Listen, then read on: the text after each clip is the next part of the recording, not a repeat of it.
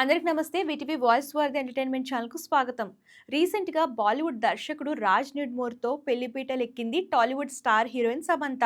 ఇక మ్యారేజ్ తర్వాత మళ్ళీ తమ ప్రొఫెషనల్ వర్క్లో బిజీ అయిపోయింది సమంత.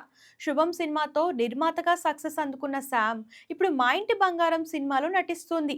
ఈ సినిమాకు కూడా శామ్నే నిర్మాతగా వ్యవహరిస్తుంది. దీనికి లేడీ డైరెక్టర్ నందిని రెడ్డి దర్శకత్వం వహిస్తున్నారు.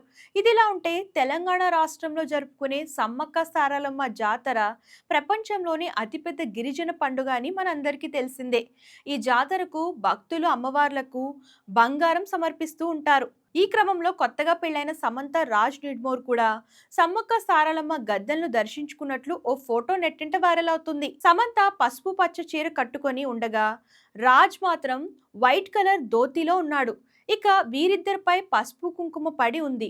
ప్రస్తుతం ఇందుకు సంబంధించిన ఫోటో నెట్టింట వైరల్ గా మారగా ఇది ఏఐ ఫోటో అని కామెంట్స్ చేస్తున్నారు.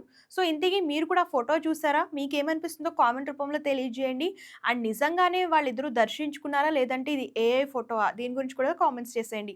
ఇలాంటి ఫిల్మీ న్యూస్ కోసం ఛానల్ ఫాలో అవడం, సబ్స్క్రైబ్ చేయడం మర్చిపోకండి.